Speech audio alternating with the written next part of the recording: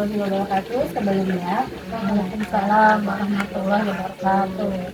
Sebelumnya perkenalkan, saya Sofani Sonosola. Di sini saya akan mengedukasi ibu-ibu terkait gagal ginjal. Nah, di sini ada yang tahu nggak Bu itu apa itu gagal ginjal? Nggak tahu. Gagal ginjal adalah gagal ginjal adalah kondisi di mana ginjal kita itu tidak bisa menyaring sisa-sisa makanan atau minuman yang kita masukkan ke dalam tubuh. Contohnya yaitu ada saluran pembuangan ataupun apa mengalami kemacetan dan penumpukan sampah. Sama aja dengan gagal ginjal. Ketika ginjal kita tidak dapat menyaring makanan dan minuman yang kita masukkan ke dalam tubuh, itu dapat mengakibatkan penumpukan, mengakibatkan terjadinya sakit pada ginjal. Nah, yang kedua ada fungsi ginjal. Yang pertama, fungsi ginjalnya ada menyaring racun dan sisa metabolisme tubuh. Ginjal itu dapat menyaring racun dan sisa-sisa makanan dan minuman yang kita masukkan ke dalam tubuh. Ginjal juga dapat membagi di mana makanan dan minuman yang bermanfaat untuk dijadikan tenaga, sedangkan makanan dan minuman yang tidak bermanfaat akan dikeluarkan melalui urin. Yang kedua ada mengatur keseimbangan cairan dalam tubuh. Ginjal juga dapat mengatur keseimbangan cairan agar tubuh kita tidak mengalami kelebihan cairan, karena ketika tubuh kita mengalami cairan akan mengalami kebengkakan pada kaki ataupun wajah. Terus yang ketiga ada mengontrol tekanan darah. Ginjal juga berfungsi dapat mengontrol tekanan darah agar tekanan darah kita tetap normal, tidak mengalami hipertensi ataupun kekurangan tekanan darah. Yang keempat ada membantu pembentukan sel darah merah. Ginjal juga dapat membantu pembentukan sel darah merah bagi tubuh kita. Nah, yang terakhir ada fungsi ginjal menjaga keseimbangan mineral dan gizi. Jadi ginjal juga dapat berfungsi sebagai menjaga keseimbangan mineral kita agar tubuh kita tidak mengalami kelebihan mineral ataupun kekurangan mineral. Nah, yang ketiga ada penyebab gagal ginjal. Salah satu penyebabnya yang pertama ada diabetes mellitus atau penyakit gula. Ibu-ibu tuh ketika ada mempunyai BM atau apa kita harus waspada, karena komplikasi pada diabetes mellitus itu salah satunya gagal ginjal. Juga kita harus mengurangi makanan-makanan yang manis-manis atau berminum manis-manis, karena takutnya tuh gula darah kita naik. Nah, yang kedua ada hipertensi atau tekanan darah tinggi. Mungkin kebanyakan tuh ibu-ibu dan ya umur segini tuh kayak mengalami hipertensi dan itu benar-benar harus dikontrol. Jadi tuh makanannya juga harus dikontrol gitu, emosinya dikontrol, kayak makanannya tuh jangan yang asin-asin kayak telur asin terus iya tuh kan kebanyakan tuh makannya gitu. Jadi itu harus dikontrol agar kita tidak mengalami gagal ginjal. Nah, yang ketiga ada infeksi ginjal. Ketika kita sudah mengalami infeksi ginjal, kita juga dapat mengalami gagal ginjal kronis ataupun akut. Nah, yang keempat ada batu ginjal. Batu ginjal ini disebabkan karena kita kekurangan minum air putih. Jadi itu ketika kita mengalami kekurangan minum air putih, terjadinya batu ginjal, dan ketika kita terdapat batu ginjal, itu juga mengakibatkan gagal ginjal.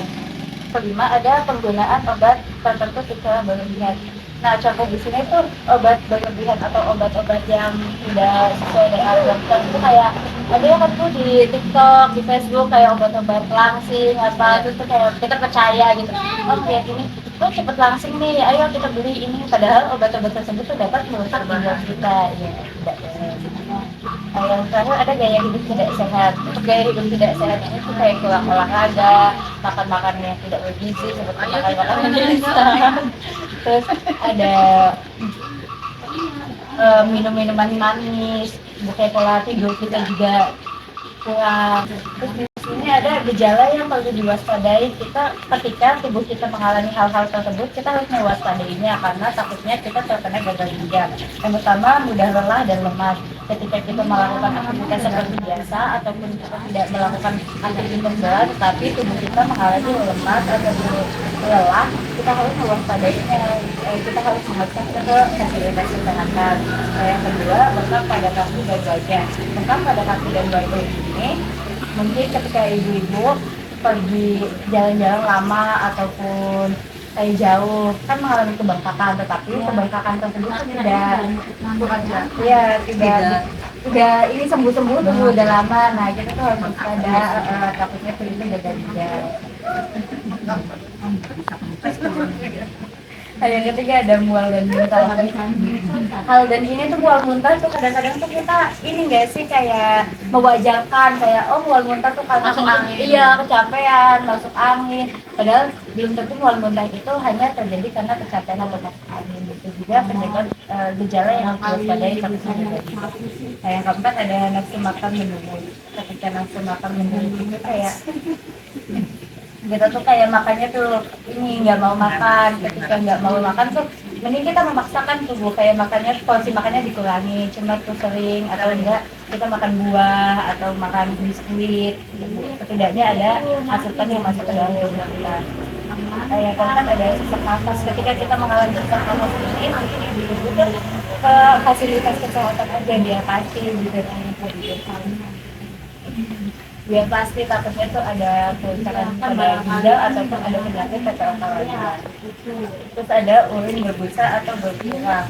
Nah urin berbusa ini ketika kita pipis tuh kita lihat tuh pipisnya tuh kita berbusa atau enggak. Tapi kalau berbusa itu benar-benar diwaspadai banget takutnya itu udah ada ginjal. Nah terus kalau urin berbusa dan berkurang kan normalnya manusia dewasa itu sehari tuh pipisnya tuh 2 sampai dengan 8 kali. Ketika kalau kita pipisnya cuma 1 kali, itu harus benar-benar harus diwaspadai. Terus ada tekanan darah tinggi. Ketika tekanan darah kita tinggi terus tidak kunjung menurun, kita harus mewaspadainya. Takutnya kalau kelamaan tekanan darah kita tinggi itu mengakibatkan darah tinggi. Iya. Terus ada cara mencegah gagal ginjal. Untuk kita agar tidak terkena gagal ginjal, yang pertama minum air putih yang cukup. Kan ada juga Kemenkes tuh minum air putih itu sehari 8 gelas ataupun 2 liter. Paling bagusnya tuh, jadi kayak jangan kekurangan air putih. Terus yang kedua, batasi garam dan makanan instan. Kita tuh harus mengurangi makan makanan yang asin dan juga instan seperti mie instan, nugget. Terus ada olahraga, mungkin olahraga di sini tuh nggak apa-apa, nggak berat, nggak harus kayak lari atau apa, cuma kayak cukup jalan santai setiap pagi ataupun sore 30 sampai dengan 60 menit juga itu sudah cukup. Yang keempat, kontrol gula darah dan tekanan darah. Ini tuh harus sering-sering ngecek ke fasilitas kesehatan, ya tensinya dan juga hindari rokok dan alkohol. Kita tidak boleh merokok dan alkohol. Terus ada jangan konsumsi obat pendarah ya seperti tadi yang saya sampaikan juga, saya tidak boleh minum obat-obat yang pelangi gitu karena itu tidak baik. Terus periksa kesehatan secara rutin. Kayak kita tuh kontrol ke ya dokter minimal sebulan sekali atau 3 bulan sekali gitu agar kita tahu kondisi tubuh kita.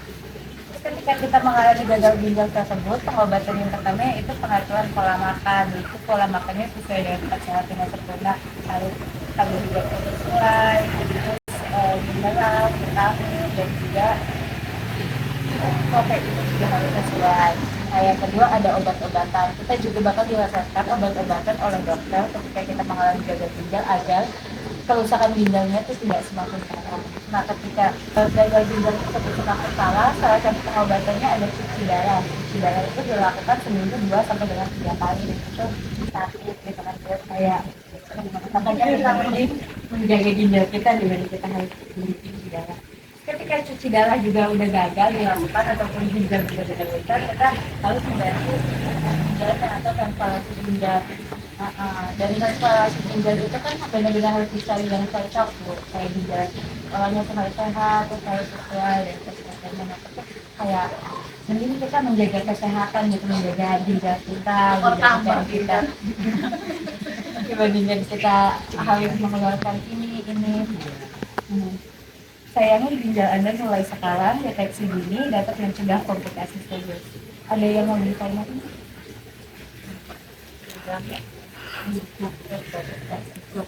Terima kasih telah mendengarkan edukasi dari saya.